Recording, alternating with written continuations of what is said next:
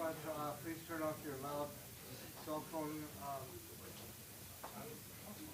ringers.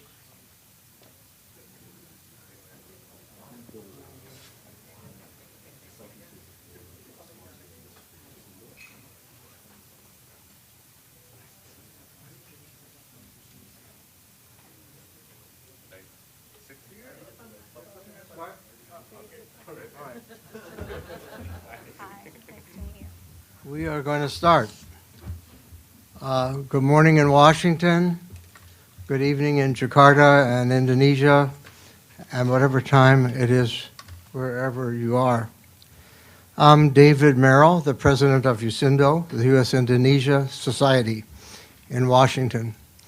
We're a binational organization also with an office in Jakarta. Welcome to today's program on Indonesia's new capital city, opportunities and challenges, and there's plenty of both.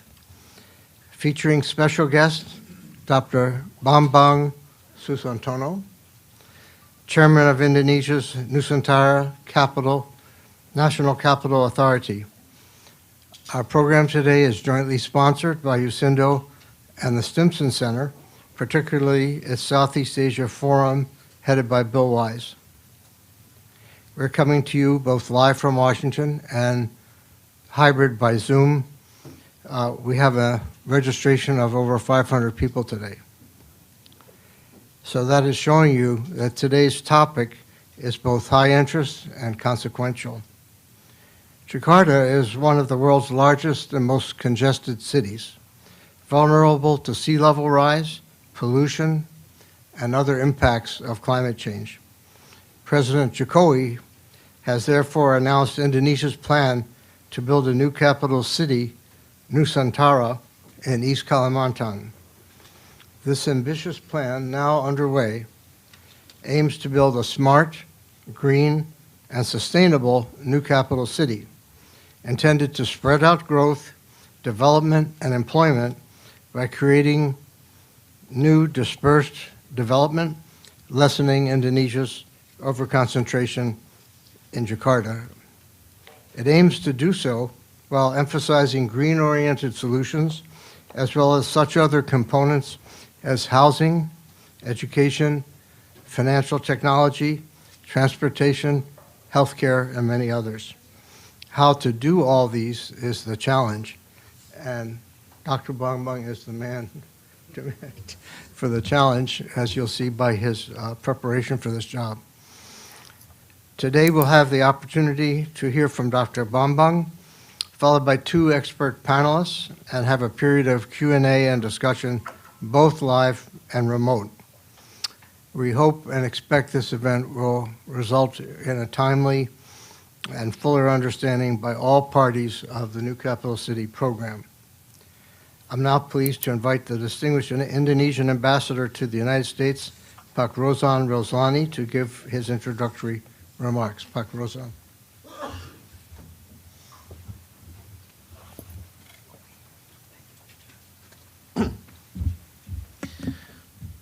Good morning, everyone here in DC, and also good afternoon in Indonesia. And first of all, I would like to thank David Merrill and USINDO and also Stimson for organizing this wonderful event this morning. And also, I would like to extend my warm welcome to my longtime friend, actually, Pak Bambang Susantono, and also the delegation for coming to DC. Well, Pak Bambang, your visit is very timely because a lot of curiosities and also a lot of eagerness from a lot of people, especially here in DC. And the theme today, the opportunities and challenges, I think is the theme that suit with a lot of eagerness here in DC, because they would like to know what is the stages about this new capital city. What is the current condition? How we can participate for the private sector in this program, and also how our government going to finance this project. So having you here definitely will give us a lot of comprehensive information about this program, because I mentioned that earlier, but I have a chance to talk with Pak Bambang Susantono. That's going to be a forest city. What does it mean? You know? So, actually, by 2045, this new capital city will be net zero carbon emission. Actually, much earlier than our national commitment to have a net zero carbon emission by 2060. So, how are we going to achieve that? So, a lot of question about this new capital city. I know this is very ambitious and very exciting program in the same time, and we would like to hear from you directly about the stages, and also a lot of inputs from you and also from the panelists.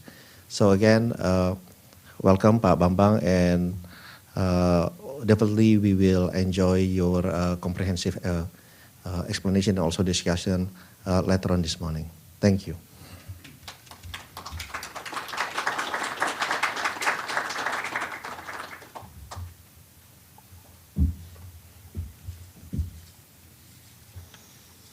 I want to also acknowledge and welcome the presence today of Managing Director of the World Bank, Dr. Marie Pangestu.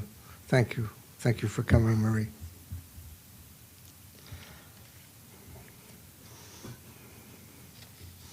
I'm now pleased to introduce our featured speaker. Dr. Bambang Susantono is chairman of Indonesia's National Capital Authority.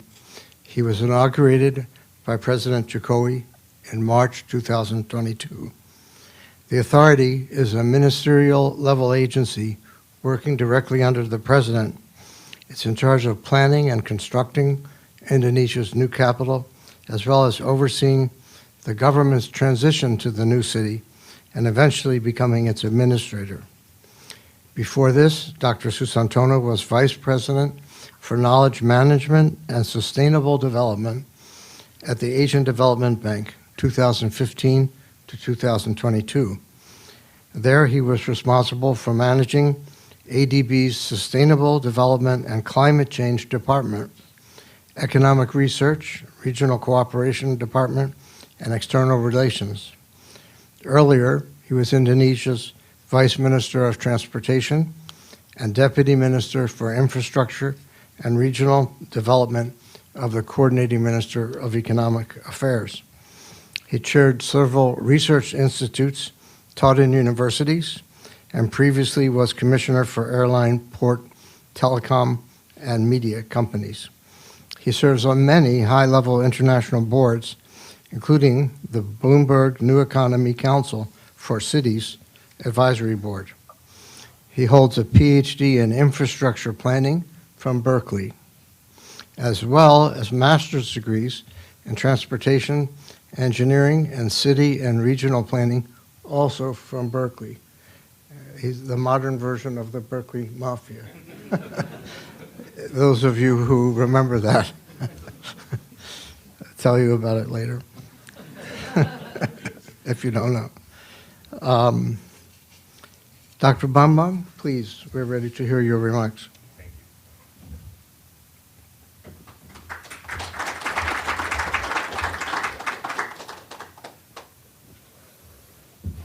Thank you, Ambassador David Merrill, for a very generous introduction. Excellencies, Ambassador Rosan Roslani, longtime friends of mine, my senior, Ibu Dr. Marie Pangestu, other distinguished guests, ladies and gentlemen, a very good AM PM, because I know that some of you are also watching from Indonesia via video stream. And it is a great pleasure for me to join all of you this morning in DC.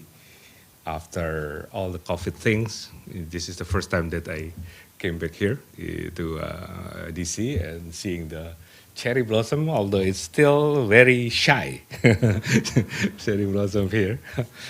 But it's really a great pleasure for me to share to all of you what is the status of the new capital development.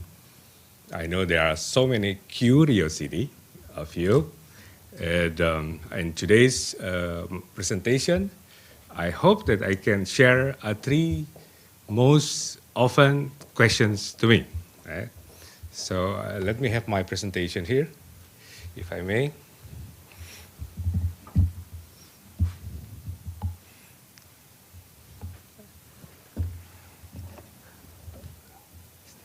This one, okay. Yes. Now, the first one is the project really happening on the ground? Because I received this one 2 weeks ago when I met with the Ambassador Sung Kim from the U.S. We exchanged some, words and also discussed something about this one. But I think he's set to visit us on the ground to see, because I always tell my somebody who is asking me about this one that seeing is believing. So better that you see what is happening on the ground right now. And then the second one, are there any investor coming?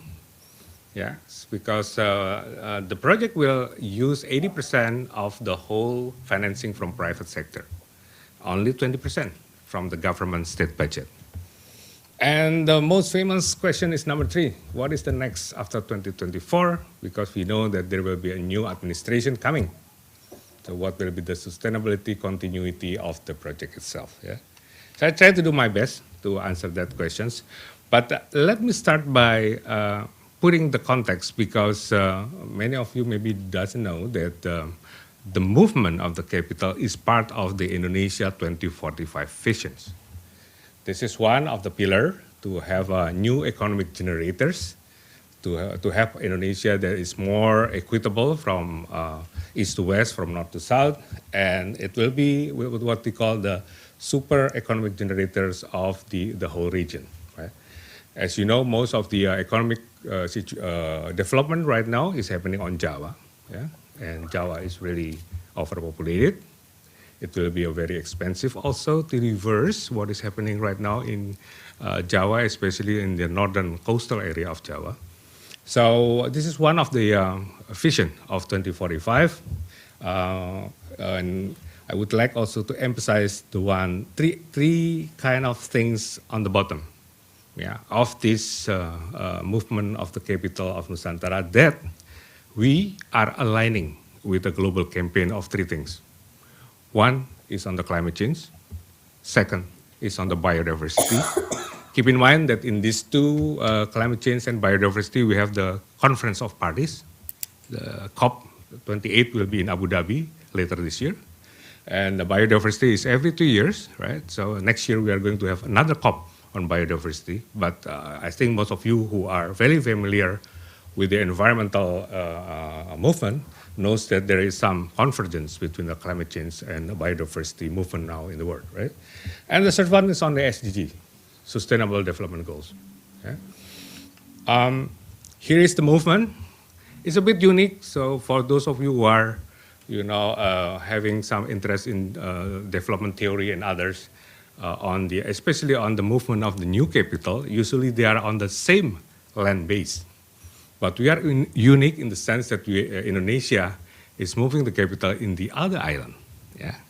And also please note on the right side that we have what we call the 3 cities regional development plan between Nusantara, Balikpapan on the south, because Balikpapan is the medium income level cities, oil and gas city, and also the capital of East Kalimantan province on the north.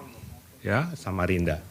So there will be some, regional development that will be acting as economic generators, prime mover of those areas, that hopefully in 2045 will be acting as the tools for more equitable distributions of economic, social, and political conditions. Yeah. This is the area that we are talking about.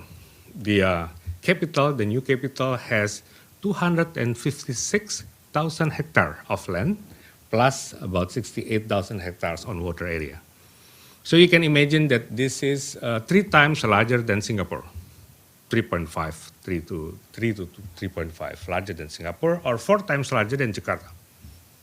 Yeah, of course we are going to develop this one stage by stages. It's not, like Aladdin came and then, voila, and then you can do it overnight. I will show you that we are developing the city until 2045.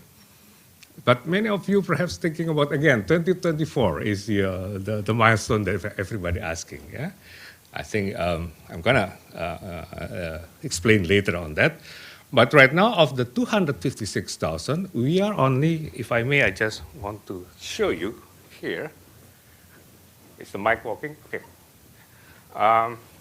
Here. This is the area that we are now developing, right here. What we call the government core area. The whole thing here on the pitch area is the whole 256,000, right? But we are going to concentrate until 2024 and the next 5 years on this area. Yeah. I'm not saying that we are not opening up all the other, areas for development, but we, as the government, would like to create some confidence level, both at the international level, also for the private sector, that we really mean business. Yeah. That's why we are using our state budget right now, to show that this is really happening. Yeah. And as you see, here is the area that I'm talking about. It's only 6,600 hectares. Yeah? And of the 6,600 hectares, I'm going only to develop until 2024, only 1,000 hectares. A very tiny one, but it's a complete ecosystem. Yeah, we do hope that it's going to be 1,000 hectares, but it's a livable city. I'm going to show you that I'm not going to stop on the livable city, but also a lovable city. Because we don't want that this city will become only on the government affairs, situations. We want to have a vibrant, we want to have a soul for the city. Yeah. So here is the area, but as you see here, there's another area that has a lot of themes right here. Renewable energy area, for example, tourism and leisure here. There is innovation and research, education, EduTown here, and so on and so forth. Yeah, it's going to be a step-by-step until 2045, and we hope that by the time we have on 2045, it already has some ambience, already have some soul of a lovable city. Yeah. Now, some of you asking about the accessibility and connectivity at this point. Yeah. This is the Balikpapan city. This is the Samarinda city in the north. Right now, we have a toll road between Balikpapan and Samarinda.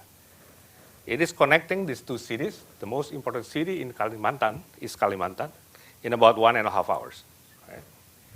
In the middle here, there is another road that goes to the area that we are now constructing and building the new capital. So safe to say that it's going to be between 1.5 hours to 2 hours if you want to go to this area. Yeah. But in the future, we're going to construct this one, the toll road that goes directly to the new capital, and it's going to be about 30 minutes only. Now, the key is that there is some part of this that is very expensive because we have to go underwater.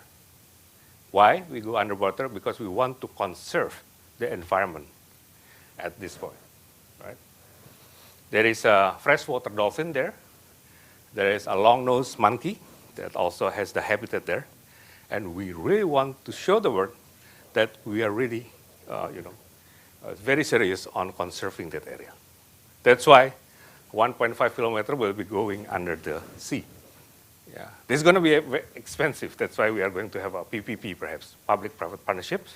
And we are going to have some, what we call the viability gap fund. So the government will put some money also to make the investment feasible. Yeah. So here is the future one that goes until the new capital. But we are also thinking about having, this is 2045, what we call the sky taxi. Have you heard about sky taxi? You can Google that one, right? Sky taxi is like a drone, big drone, with a capacity of 4 people and also a pilot. We are now having some MOU with the Hyundai Motor Corporations to have a POC, proof of concept, so that there will be some research center here in the new capital that everybody can see maybe in the week or so they have some schedule to try trial basis. We call it a proof of concept. And with that, it costs, we already have some about the cost. It's $50 between here, Balikpapan, to here, and also about $75 between here to Samarinda.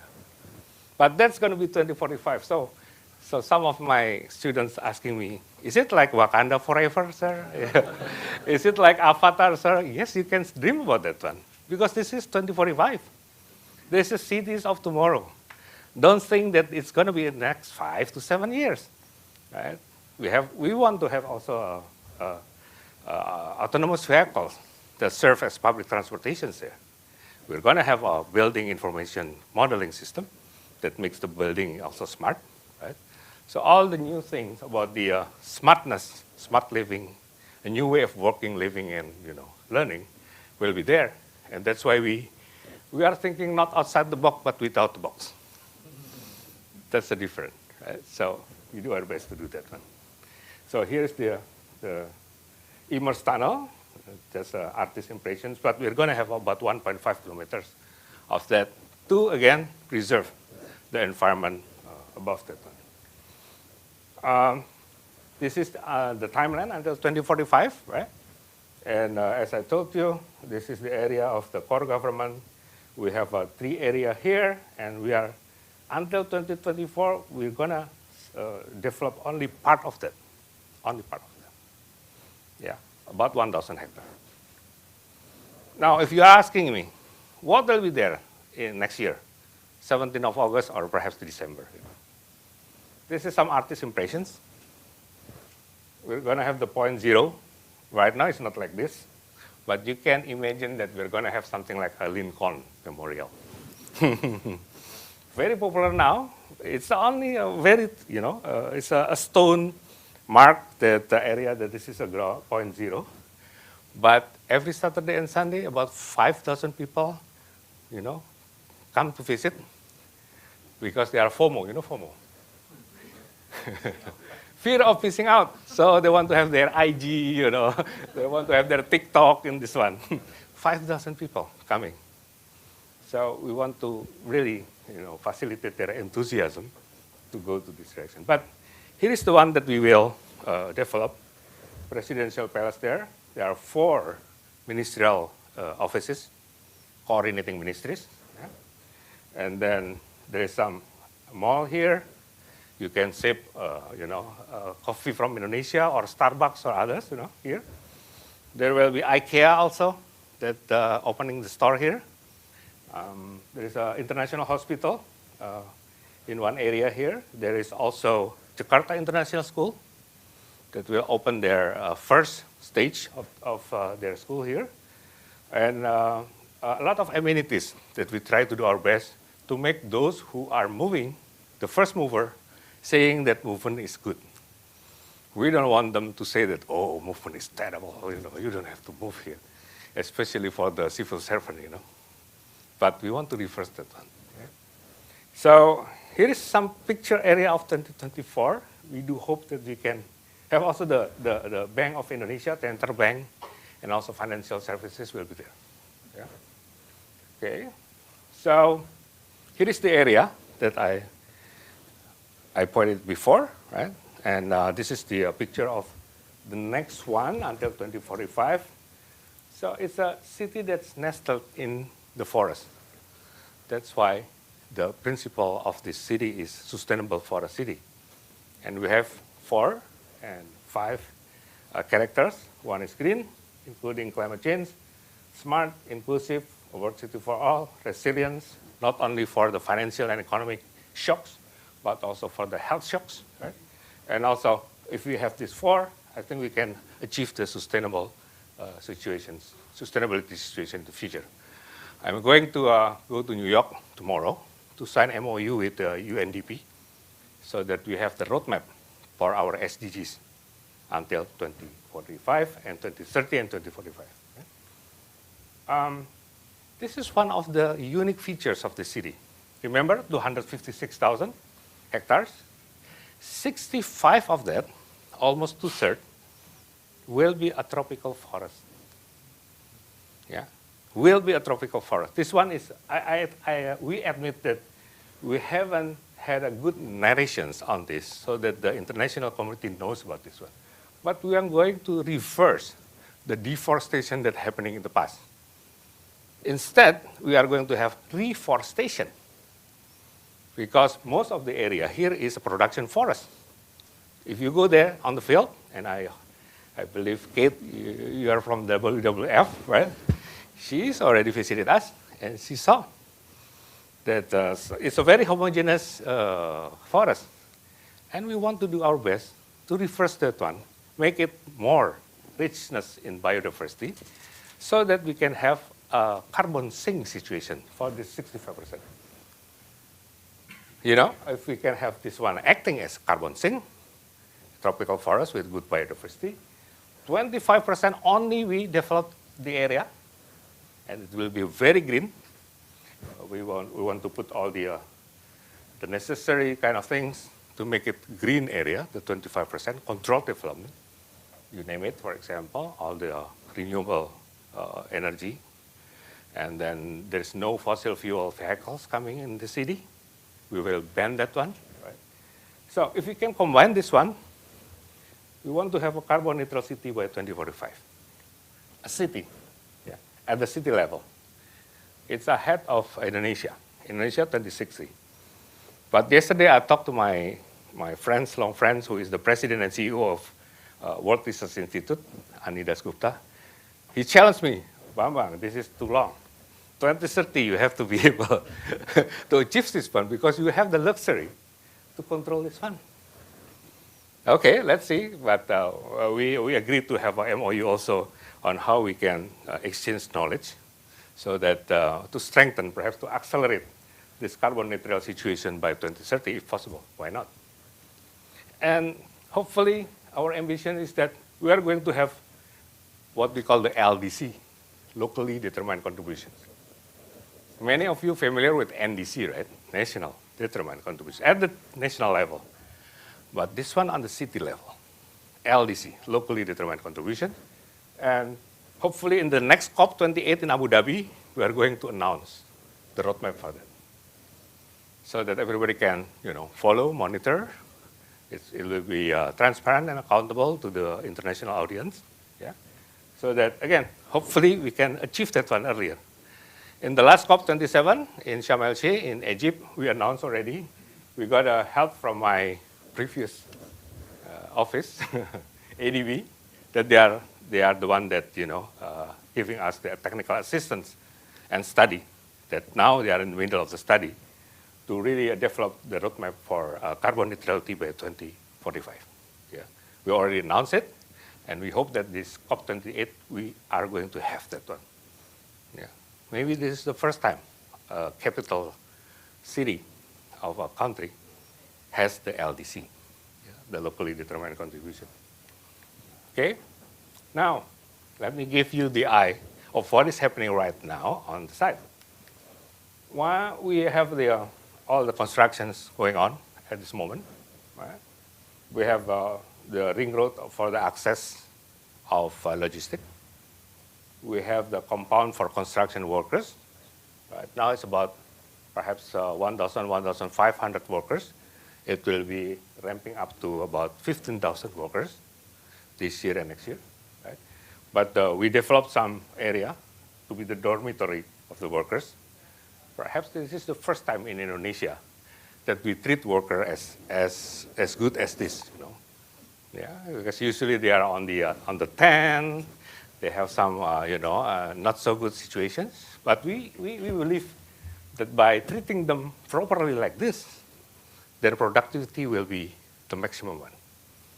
Yeah, it's going to be between 15,000 to 16,000 workers at the peak this year and next year. This for the water resources, we are developing the intake and also the dam. I think in about weeks, there will be a program on inundations, meaning that the water will be coming to the dam itself. And we are applying what we call the sponge sponge city concept with all the nature-based solutions. So you're going to find a lot of this riparian, we call it riparians, a parking space for water, because we are applying the concept of sponge city, meaning that if there is a rain and others, there will be goes to this area, and if there is a need to use the water, we can extract the water from this area. It's more than 20 kind of water reservoir and parking area like this. Yeah? This is important because this is the one that we are going to plan to reforestation the area. There is one nursery there. Of course, there will be more than one nurseries, but this nursery has a capacity of 15 to 20 million trees per year. And we're going to do our best to try to insert them. I'm not an expert in forestry, but some experts will combine the things so that they can transform the production forest into the tropical forest. Yeah. So my deputy here, Ibu Mirna, please stand up, is deputy for environment and natural resources. And I have another deputy, Pak Thomas. Pak Thomas is here? Oh, here. Stand up, Pak Thomas. He's deputy for managing the development. It's too important, folks in my team. Yeah? We also would like all the local communities right now to be part of the development process. We don't want them just watching what is happening on the ground. Yeah? That's why we are doing a lot of upskilling and reskilling for the existing local community folks there. Yeah? The program is ongoing right now. This is the one here, hydroponic is booming. They cannot keep up with all the demand, yeah? Because the construction worker coming and the demand for the vegetables like this is going up. Now they do their best. We call it the program of Ma. Ma is housewife. Yeah, housewife that, doing something in their spare time. But this is really very, very good for them, for the additional income. Yeah. There's some of them having some, training as a barista, coffee, some of them in bakery kind of things, some of them in the laundry kind of thing. So we do our best to insert them, to ask them to be part of the inclusiveness that we have a program in the city. Yeah. We also put some international standards on development control. My deputy on environment, issuing some mitigating conflicts during construction with the wildlife, because it's very, very, very likely that you will meet crocodile, alligator, something like that, monkey, right? And then a lot of wildlife, because we are in the jungle. Not only not all of them is tropical forest, but some of them are tropical forest. Yeah. So we have to be very careful with that. Yeah? Now, second questions on the investors. Yeah. So thank you, Andrew. Where are the investors right now? As of yesterday, I believe that this is yesterday, we have received 167 letter of interest from investors, coming from 16 countries. Of course, there will be half and half between domestic and also foreign investors. So I think my message to all of you who would like to also invest here, you have to get your feet wet, yeah, if you want to catch the fish, right? Because otherwise, the others are already coming. Okay? So I'm not making this up. This is the real. Yeah, of course, of the 167, some of them are just asking, some of them are serious, right? And some of them are asking more on the detail. They got to also have some feasibility study first, right? You cannot put the money without, having a good feasibility study, business plan, restructuring your financial situation and others. Yeah. This is on housing. We have a situation where 3 investors already very serious on housing. Yeah. I think I'm going to skip this one. But I think the elephant on the room of the investor right now is the new government regulation on incentive of investors who are doing some investment in the area. This is just about 2 weeks ago. Yeah, they have a new tax holidays that is higher than the tax holidays in a common area of Indonesia. There is income tax reductions. There is zero corporate income tax for the small, medium enterprise. We're going to ask them also to be part of us. We are not only concerning about the big investor, but also the medium and small enterprise here. Yeah, so and so on and so forth. We also in the middle of setting up a new what we call authority-owned enterprise, 100% owned by authority, us, because we want all the deal of the business not coming to us in the authority because we are regulatory and policy making institution, but on the authority-owned enterprise. So there will be separate roles between regulator and operator. Yeah, we listen to the investor, and the investor is saying to us that Bambang, we are more comfortable of dealing as a B2B or P2P rather than going to the government. There's a lot of bureaucracy if you go to the government. So we set this up. The PT Binakarya as one of our authority-owned enterprise.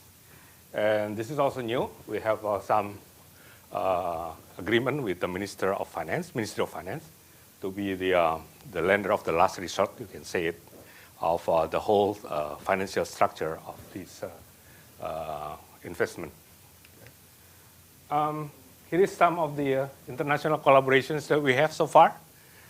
It's coming, keep coming. With the USAID, there's a smart city master plan. I told you about Hyundai, about the Sky Taxi. We already have that one. With the ADB, we have a development of lovable city concept. They try to also have some roadmap for this. And with the Finnish government, we asked them to help us on how to measure the happiness index. Yeah. I'm going to have a chief experience officers in my office so that they can measure what is the happiness index. Remember that Finland is the most happiest country in the world, right? Although I asked the minister, no, that is. With the governor of the Netherlands, we're going to have a delta management and water security master plan. With the Islamic Development Bank, they have a SDG token for development. I just entered an MOU with the Center for Livable Cities on developing the sustainable forest city. And with the Tony Blair Institute, we're going to have education and health sectors development on how to have the EduTown and Health Town in the IKN. Yeah. So here is some on the environment things. I mentioned to you the LDC. With the Clean Air Asia, we're going to have a clean air roadmap. With the Borneo Orangutan Survival Foundation, we are going to use their case study. They have already successful in transforming about 1,800 hectares of abandoned land to be a tropical forest. And you can see on the ground, if you visit us, we're happy to show you that they are very successful in trying to have the reforestation program. And we're going to use that kind of case study as one of the case study for our reforestation also. With Kate, we are in the middle of discussion, right? On having with the WWF on having baseline for biodiversity. So because we want to have a step-by-step biodiversity improvement in the future, and we're going to have it on the transparent, accountable basis, and let the international communities, following us. Why not, right? This is very interesting because there is a sanctuary for orangutan retirement island. We're going to set up one island as a retirement island. For orangutan, that's already very old. They cannot go to the wild. Some of them has obesity, some of them has some, so they cannot survive by themselves. But from the European zoos, we got some, not agreement, but some initial talk that they will pay for the cost of the health and also the food. And we just provide them with the island, and also in the island we will take care of them. Yeah? It will be about 80 orangutan from the European zoos that now is in the middle of discussion with us so that they can be in a peaceful things here in the retirement island of orangutan. Yeah, it's not a wild, but we can take care of them. Yeah? And last one is we are trying to also develop ESG platform because we believe that if this city has a good ESG reputation, we're going to have in better position in the future to access a lot of source of fund and also issue some bonds, for example, green bond, blue bond, even gender bond or biodiversity bond. Why not? Yeah? In the future, because again, 80% of the total cost will coming from private sector. Yeah? So we do our best to create the ESG platform right now. Okay, so I go back to my initial questions. I'm sorry, maybe I took a lot of time, right? Is the project really happening? I think I was wrong in putting these questions. If you see all the pictures, you can see that the project is coming. The train has left the stations, right? So it will be unstoppable for me. Yeah. So that's the number one. Are the investors coming? Yes. So again, I think in the next couple of months we are going to have some roadshow, international roadshow also, to give you more additional data and also a package of investment that you may consider, right? And the last one, very favorite questions by so many people. I just want to quote the president's statement that the legal basis is clear. We have law number 3, 2022. To change the law, you must go to the parliament, right? And this law was passed by 93% of the House of Representative members. So he told in the audience in October, what else you need from me, from us, because this is already the highest one, the certainty and clarity of the law. Yeah? And if you want to change this law, you must go on the political process that I believe is not easy. Almost impossible, maybe. I don't know. I'm not a political guy. Yeah? So I hope that I can be with you and share with you all the information, and happy to receive any questions if you may have. Thank you so much, and have a good day.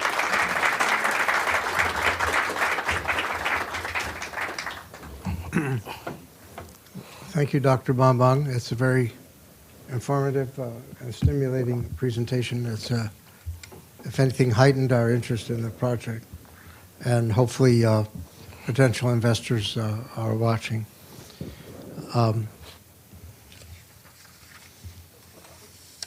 We have 2 panelists now, and then we will follow with questions and answers, both from the audience and from the overseas listeners. Our first panelist today is Dr. Deden Rukmana. Hi, Dr. Deden. He's on the screen. He's professor and chair of the Department of Community and Regional Planning at Alabama A&M University. He received his PhD in urban and regional planning from Florida State and completed master's degrees from the University of Southern California and Bandung Institute of Technology. His research includes spatial planning, housing and development challenges in Indonesia. Among other research and writings, he is editor of the Routledge Handbook of Planning Megacities in the Global South and a co-editor of the Routledge Handbook of Urban Indonesia, with many years of urban planning experience in Indonesia. Dr. Deden, please, for about 5 to 8 minutes of remarks. Thank you so much. Good morning, everyone. First, I'd like to thank Ambassador David Merrill for giving me opportunity to speak here. I'd like also to greet Ambassador Pak Rosan, and of course the keynote speaker in this, Pak Bambang. We have some mutual friends, Pak Bambang, during ITB or also in Berkeley. So I very honored and grateful for this opportunity. But before I give my comment, let me also give a context why I'm here. I've been uh, advocating for this capital relocation since 2007. So when that flood hit Jakarta 2007, I already wrote a blog and also sent my op-ed to media that Indonesia need to consider to do capital relocation, relocate capital from Jakarta to outside Java. And then in 2010, I also invited by Ministry of Public Work to write lessons of capital allocation around the world. So I've been advocating for this capital allocation for some time. So it's very, very good for me to be here and to learn from you, Pak Bambang, about what you already been doing and the team in Indonesia. And of course, now I'm also part of this conversation, very much delighted. Now I have some notes here that I like to share with audience here. First, Pak Bambang, that I'm impressed with the plan and the work that you and your team been doing in the past few years. I know when Pak Jokowi announced this capital allocation plan on on April 29, 2019, I knew it that Pak Jokowi will be able to execute this. And then in May 2019, I was interviewed by Bloomberg Media, and I told them too that, hey, Pak Jokowi will be able to execute this, not like other previous Indonesian presidents. They had some ideas about relocation, but they never materialized that ideas. So I'm very much impressed with the way Pak Jokowi execute the ideas until today. So I'm very grateful for those progress.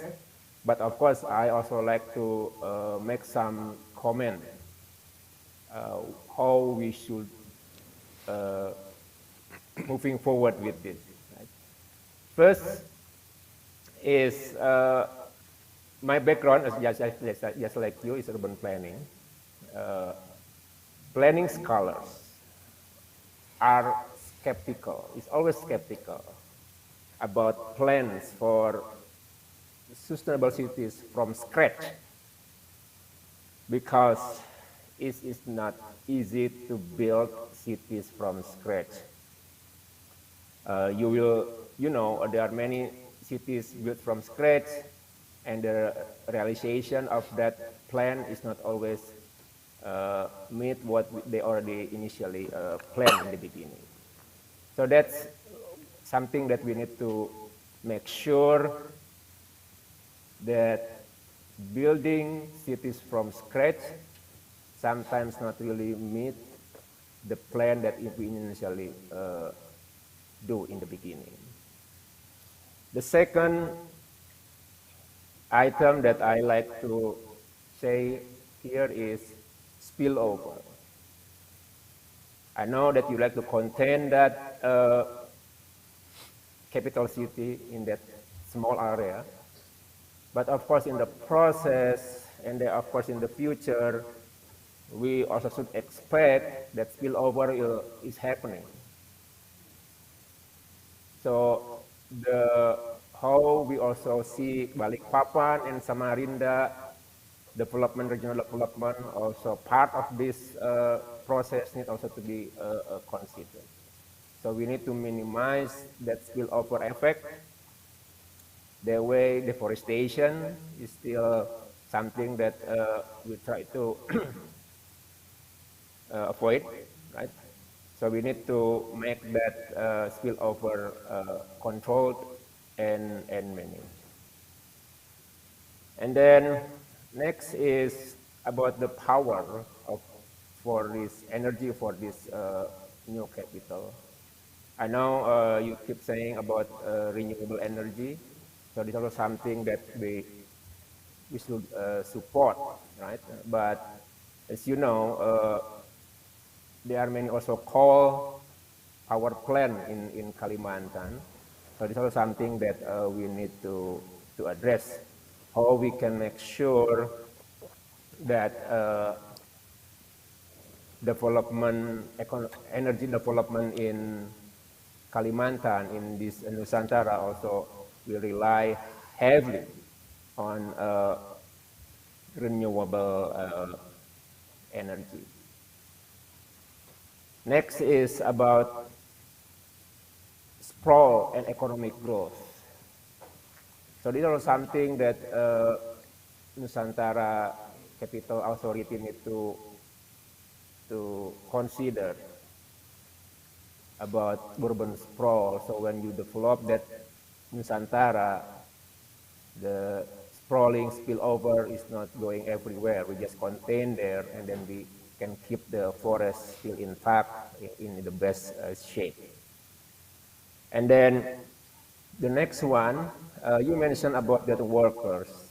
You mentioned that workers that you have 10,000 workers will be there, and you said that you're happy with their productivity, the way you provide them. But something needs to be considered also. A city is not just for the rich. It's not just for those who can afford things. So those workers also need to have room, space in the Nusantara. We need to learn from the mistakes by Brasilia in the beginning of their development. They have a lot of slums in the periphery of that area.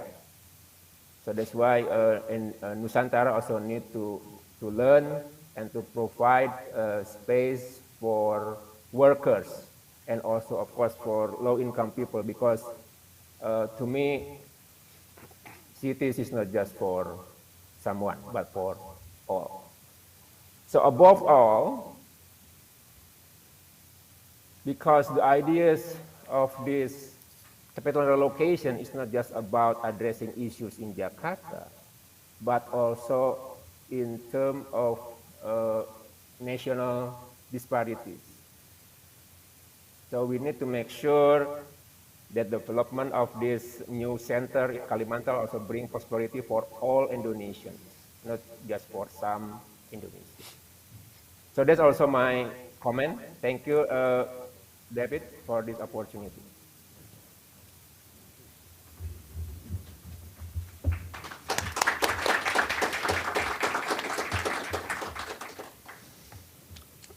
Now, we are pleased to have Ms. Kate Bertram as a speaker today from USAID's Smart Cities program. She is Senior Manager for USAID's Indo-Pacific Opportunity Project, which provides technical assistance to the Capital City Authority on making the new capital a smart city, which she will explain. She holds an MSc from Oxford and a BA from George Mason. She has over 14 years of experience implementing projects on behalf of USAID in economic development and public health. But before she starts, I would like to also note that USAID has a companion project. They're not represented today. They asked me to say just briefly what they do. It's called the Green Cities Program. It's intended to support the goal that the new capital be a model of inclusive, climate-smart urban development that results in net greenhouse gas emissions mitigation and biodiversity conservation, while recognizing the rights of indigenous peoples and local communities. Assistance under that program includes helping the authority with its forest city plan to preserve biodiversity and advance forest conservation, and a USAID financed study tour of green urban development initiatives in the United States. Now, Ms. Bartram, over to you and USAID's Smart City assistance to the new capital city.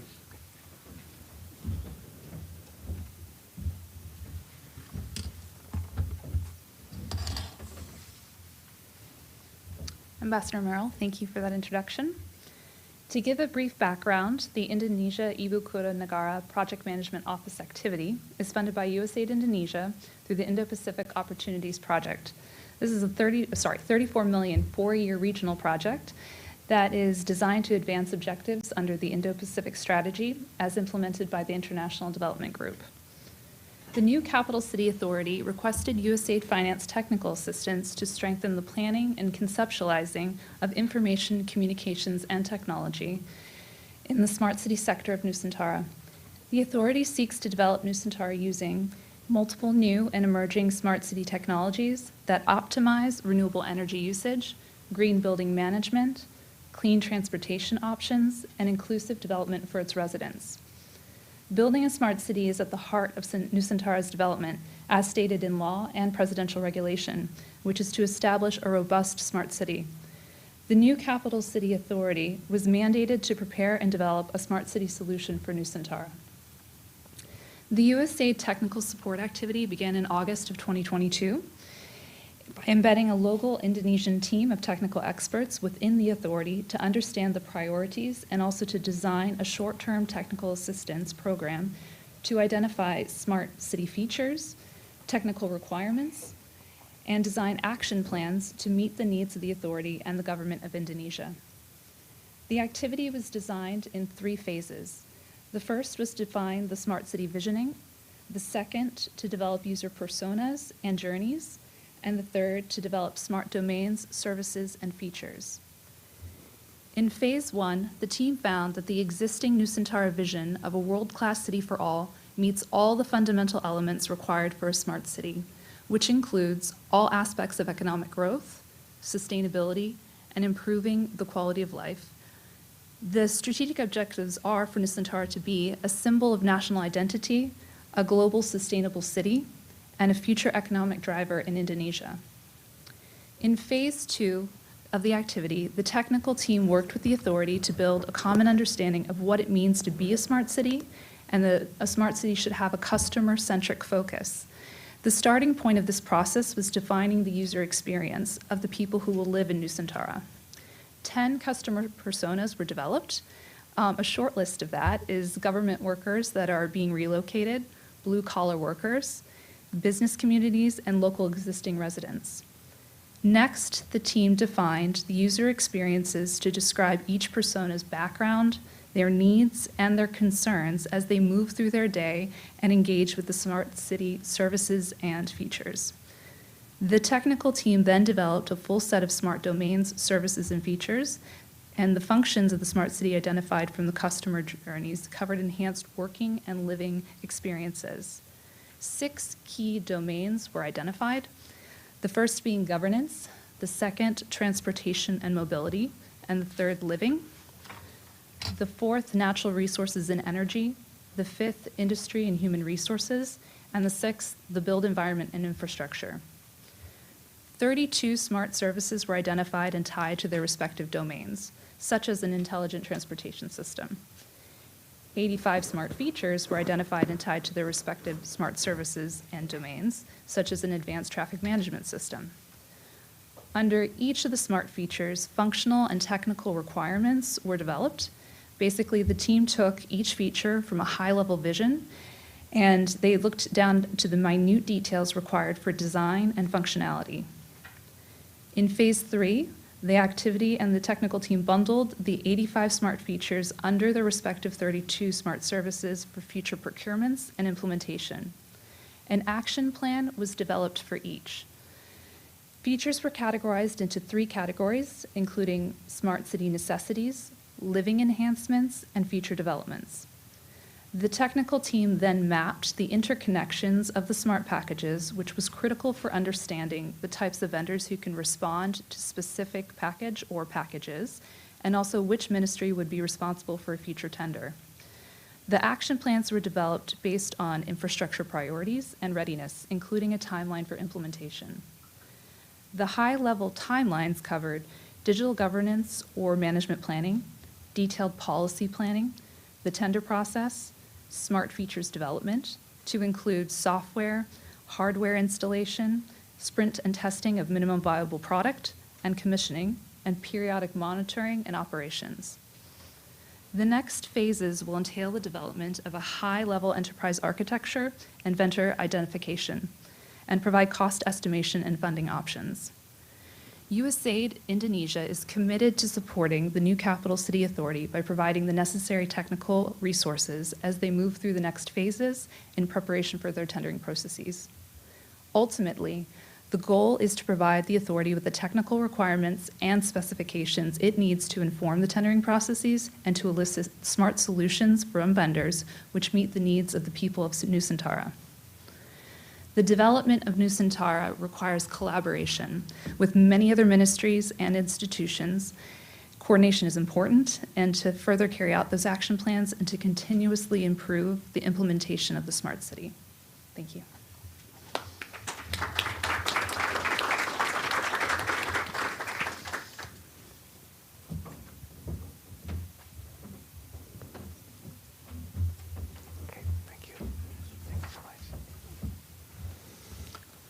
Now, we're going to have time for some discussion, Q&A.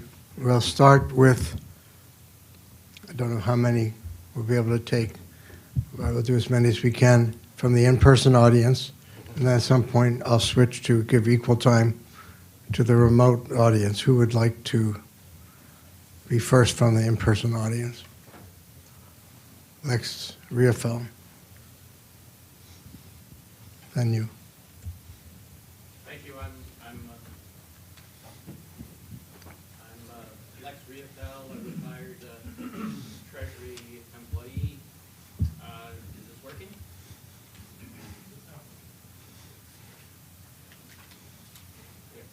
Okay, I think it's working now. Yes. Okay. I'm Lex Riefel, retired Treasury Department employee. I appreciate this opportunity. Thank you. Yusindo, thank you, Stimson, thank you, Papabang, for coming here and talking about this important project. 3 years ago, the East Asia Forum Quarterly Journal published an essay on what could be done to make the new capital project a success. And one of the suggestions in this essay was to use land value capture tools that could substantially reduce the financing burden of implementing this project. My question is whether in your work on this building the new capital, Nusantara, you are using land value capture tools. Thank you. And if not, I'm sure he'll be glad to help you. Yeah, go ahead. You can reply. Yeah. Short answer is yes. I think we are going to have a couple of transit-oriented development area that use the LVC, the land value captures. Actually, there are a couple of areas that we would like to have. And because this is a 10-minute cities, and also 70% of the whole trips, transportation trips will be carried out by the public transport. So that we are going to do our best to combine the principle of real estate development with the accessibility and mobility of the people that visit and also live in this area. So short answer is yes, sir. Yes. Next question. I think this gentleman next, and then the lady. The microphone is coming. Well, one thing you mentioned in your presentation that in the south of the capital, the new capital, renewable energy is going to be built, maybe whatever, solar or whatever. You didn't mention how many megawatts is going to be installed there, and would solar PV would be the main renewable source, or any other sources are being considered. My name is Khalid Pervez, and I belong to the energy sector. I've worked internationally in different places. I'm still in this sector. You can reply. Yes, I think that at the first stage in the next 5 years, we are going to rely more on the solar in combination with gas. We may debate on the gas because it's not considered as 100% green, but we have the phasing out kind of scenario for that. And because of 2024, we need some security and also reliability of the area that will be used by the president to have commemorations of our independence on the 17th of August. Then we still use the gas for the stability of all the energy providers. But in the long term, we try to do our best to have some combinations between solar, wind, and also to some extent hydro. We're going to have a hydro from the hydropower generators in the north to have a more sort of like a more cheaper kind of things, but it depends. Let's see on how we will calculate all the benefit, both intangible and also tangible benefits, and also the costs, including the cost for the environment, of course. Yeah. But for the very short term, in the next 5 years, we're going to rely more on the solar power panel. Can be a floating one, or can be on the normal one, conventional one, combined with the gas for the stability of the system. How many megawatts are going to be added in solar? It's going to be about 50 megawatts, 50. That's for the first phase only. Yes. You go next. Take the mic. It's coming.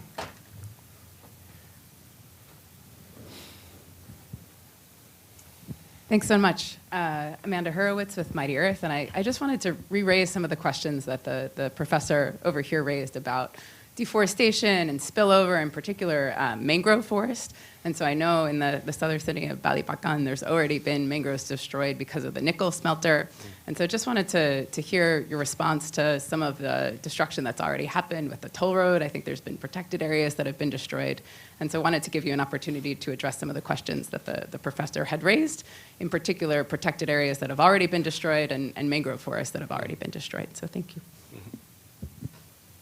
Would you like to respond? No? Yes, maybe other colleagues would like to respond. You're going to respond later. But or no? Okay. Let me share with you the story of the president's visit 2 weeks ago. So he asked all the contractors, consultants, project managers, all those who are involved in the construction process. And he told them with a very simple words and also simple directions.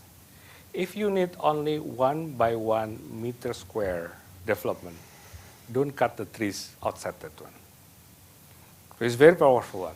And, because he really believed that we should really not only glorify again our tropical forests in Borneo, but preserve that one in the way that it will be sustainable. Yeah? Of course, in the past, we heard about a lot of accusations that, especially in the area, some area of the Nusantara, that there is a deforestation, illegal mining, illegal logging. That is our challenge. Yeah.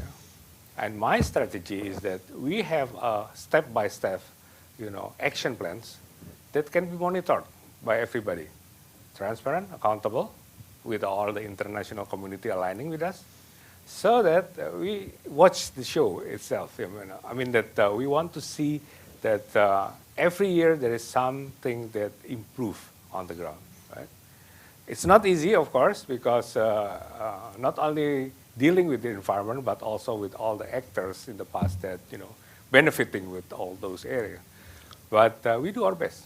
We do our best, and I told many of my environmental friends that maybe this is one of the hope that we can showcase to the world that we can reverse the situation that is now not so promising. If you see the case in Africa, in Congo, you see the case in Amazon, perhaps Nusantara is the one that we have to rely our hope for the future, so that we can have the showcase for not only for us in Indonesia, but also for the global audience, that something can happen in the 21st century.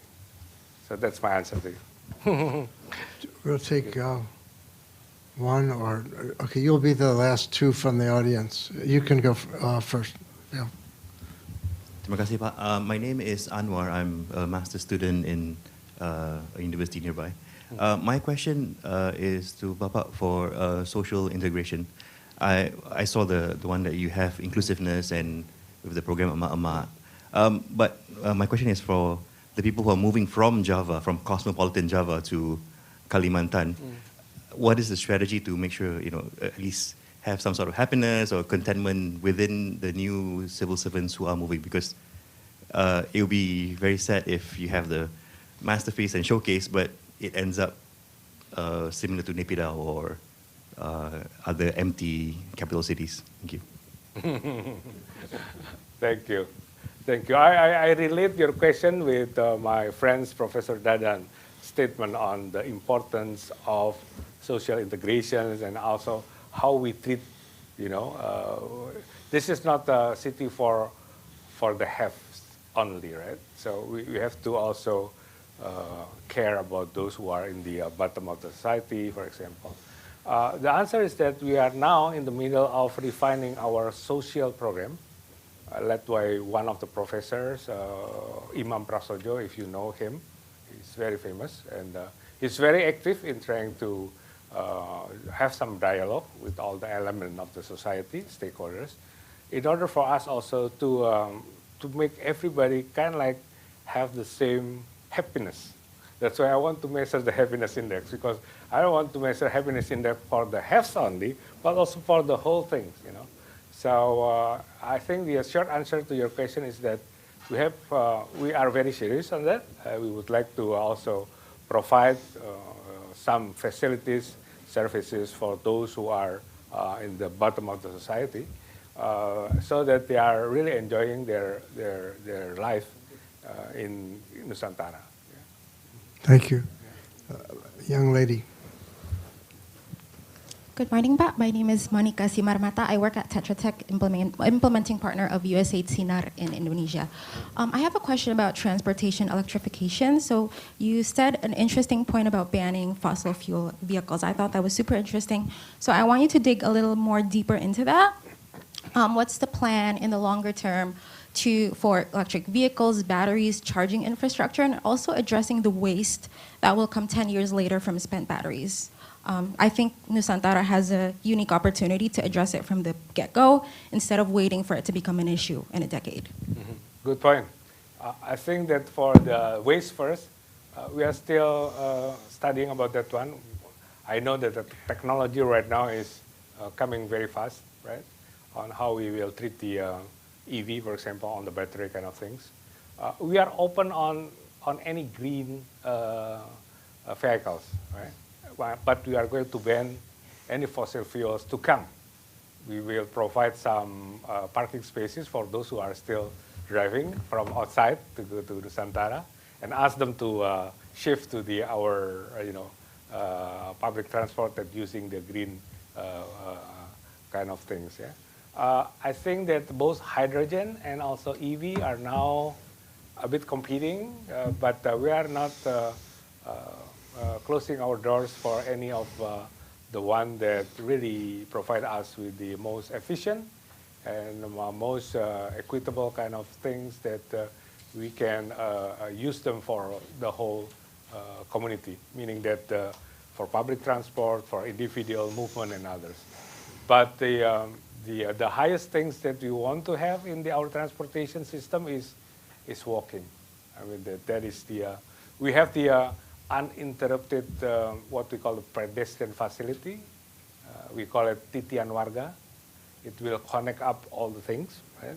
And with the 10-minute cities concept, I think it will combine the whole concept of mobility in the Nusantara. So I think that for your questions on the green energy, we are still open for that. Yeah. But for the first phase, we expect that we use more EV rather than hydrogen and some others. Well, we're going to ban the fossil fuel, that's for sure. I want to give the remote audience equal time, and I have some questions that have been provided that they have asked.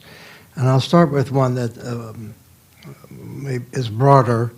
It's from Hafiz Arfandi, and he or she is talking about the economy of Kalimantan and how it relates to the overall Indonesian economy.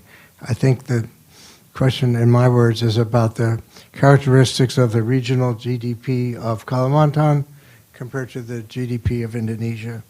And the person is saying, it appears to them that Kalimantan, most of the economic development is dependent on the role of the services sector, while in the rest of Indonesia, or a lot of the rest of Indonesia, commodities and industrial production is contributing powerfully to the GDP.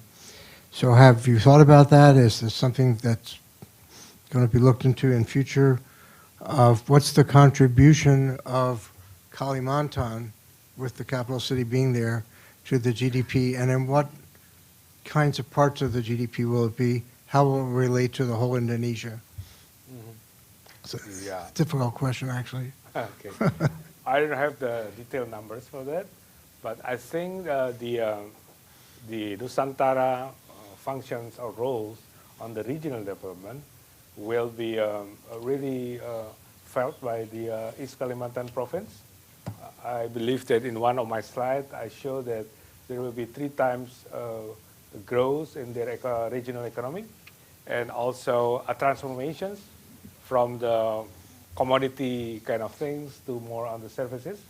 That kind of transformation will be supported by the 3 cities ecosystem that will be provided by Nusantara, Balikpapan, and also Samarinda. So safe to say that this is also part of the transformation of those areas, not only for East Kalimantan, but also for the whole Kalimantan itself. And if you see from the broader perspective, it will be also part of more equitable distributions of growth in Indonesia. So President Jokowi saying that we must have a more Indonesian centrist rather than Jawa centrist. Right. Because right now everything goes to Jawa. But perhaps in the next couple of years, when we reach the 2045 and we celebrate 100 years of our independence, we're going to see a more equitable distributions of the growth. Thank you. Here's one. Let's see how you answer this one. Well, there's talk, a lot of talk, about Indonesia adopting nuclear power generation. There's even support in the parliament for that. Of course, nuclear energy is renewable. It's also something that has to be handled very carefully. And I know there are some members of parliament that are in favor of a nuclear power plant in Kalimantan over the next decade, let's say. What is, have you addressed that yet, or something for future, or what? I think it's for something for the future. I may, it's better for me not to make any comments on that. Well, I don't blame you. I have my own personal stance on I don't that. blame you for that. It's a hot potato. There's no doubt about it. But it is of interest, and obviously you're interested in that.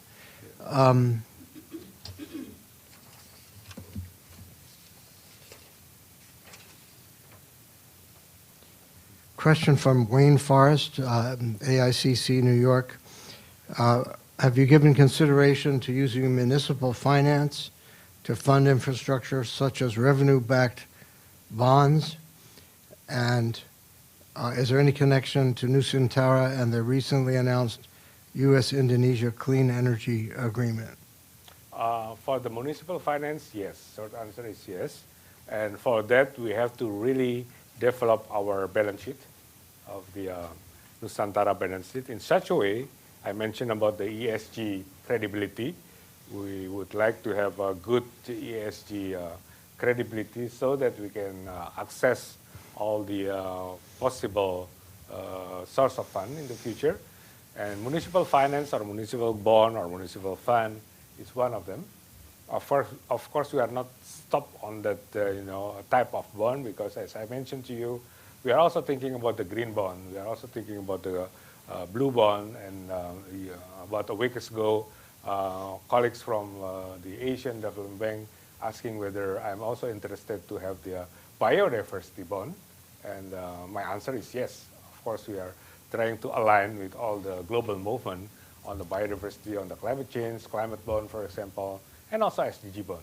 So yeah, I mean that we're going to develop some plan for that, even on the gender bond, so that we have a gender empowerment program that we are going to apply on the city. Yeah. One listener would like you to say a bit more about how will it work for the civil servants to transfer up to Nusantara? What is the timetable? What are your plans? Timetable for moving? Civil servants. Civil servants. The first phase will be next year, starting with 17,000 people, consisting of 12,000 of civil servants and 5,000 of military and police. And then it will be ramping up to 60,000 as the first batch. That's going to be in the 2025 and beyond. And then the remaining will be based on the how you call it, the availability of the offices, because we are going to also develop offices step by step. But for the next year, it will be the first batch, the first movers of 17,000 of the civil servant and also the military and police. Maybe, well, there's a question on cybersecurity, if that's in your plan, and waste management planning, both of those. Yes. I think we work also together with USAID on asking for some thinking on cybersecurity, that part of the smart city also, data centers, how we will use the artificial intelligence on managing the city, the IoT kind of things, for the whole management of data center. And also, to some extent, we are having some more smart kind of e-governance kind of things that we try to develop in the near future. Yeah. So that kind of a combination, sir, ambassadors, that we try to, what we call not only a linear thinking, because this is a city for tomorrow again, 2045, we have to think beyond the next 5 to 7 years and think about something that will be happening in 2045. The final remote question from Leonard Harrison, who is at School of Environmental Science, Universitas Indonesia. How Nusantara will transform itself to fulfill the new urban agenda, NUA, and to achieve SDG 11 to become one of the most sustainable capital cities in the world. Yeah, the new urban agenda, boy, this is all the questions from all the spectrum, from left to left, from north to south. I think that we are going to subscribe to all the NUA and also the habitat kind of programs. Last year, Indonesia is the chairman, Prof. Dadan maybe know also, of the World Congress of Planning School. So all the planning school in the world, they have a World Congress. And luckily for me that last year, Indonesia is the chairman.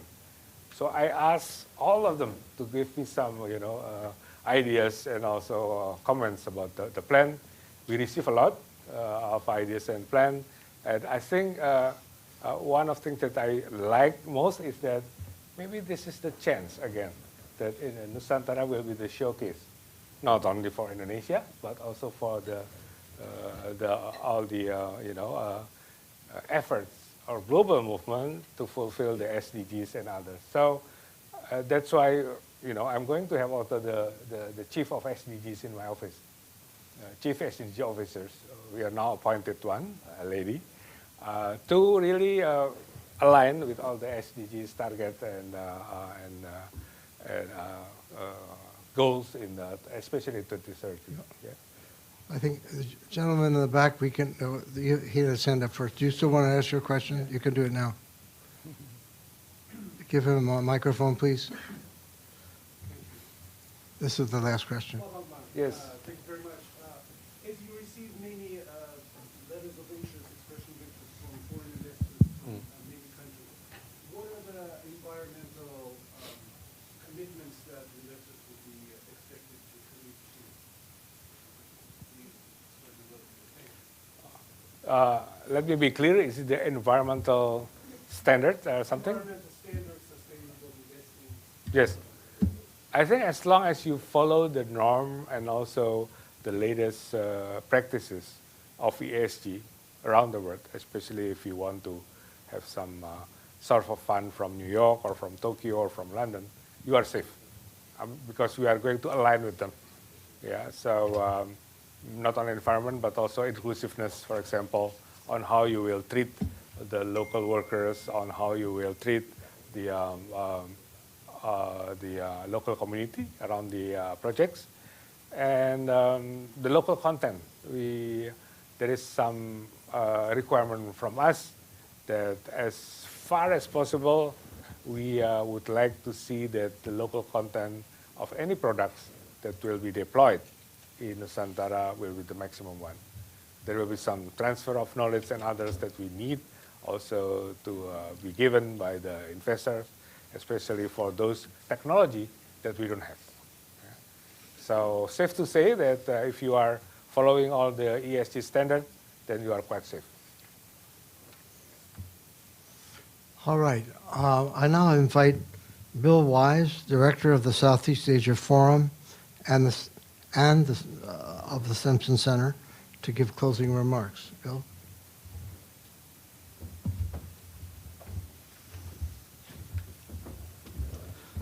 Thank you. Thank you, David.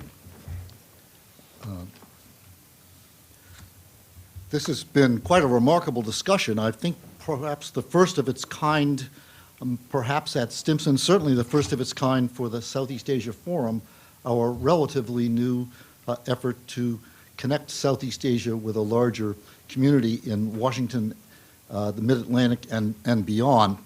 We are delighted to co-sponsor this event with our partner, the U.S.-Indonesia Society, and it's wonderful to be able to do that here at the Stimson Center, because I must say, this is our first foray into a hybrid event. We have been stuck in the veritable forest of Zoom for the last 3 years, and seeing real people have a real discussion face-to-face is a great event for us as well. So first, let me thank our excellent featured speaker, Dr. Bambang Susantono, the chairman of the New Capital City Authority, for his very impressive presentation. So that was terrific. Thank you. And of course, Professor Dedek Rukmana and Ms. Kate Bartram for your comments. We appreciate them very much as well. And thanks to our audience, our live audience, as well as our Zoom audience, for your very, very excellent questions. I'll be brief, but I simply want to say that as we've discussed, this new capital city project offers real special opportunities to utilize social science research, advanced economic planning techniques, and of course innovations in technology to build a city that is smarter, more sustainable, and greener than what we have known. But Indonesia is not the only country in Southeast and South Asia facing the challenges of rapid growth and urbanization amidst rising sea levels. These pressures threaten other urban areas in the region, including but not limited to the capital cities of Vietnam and Thailand. How Indonesia handles this daunting task of planning and constructing a new capital city matters not only for itself. Indonesia is very likely to become the model for other countries in South and Southeast Asia, perhaps beyond, but dealing with the effects of urbanization and climate change. That role may well bend the learning curve for others in the region, saving time and resources as well as improving the lives of Southeast Asians and others.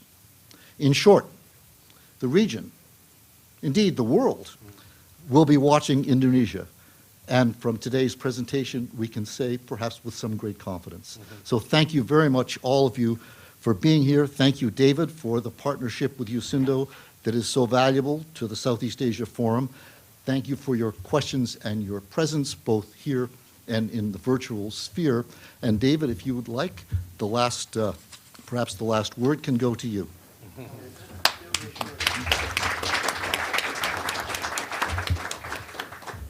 Like Bill, I want to extend all of our profound appreciation to the primary speaker, as well as our panelists, as well as our audiences. This is a topic whose time has come for now, and as Bill said, into the future. So you have a tremendous challenge, but we're all happy, I think I can say for everyone, that such a competent person is in charge of the effort. Thank you so much. Thank you.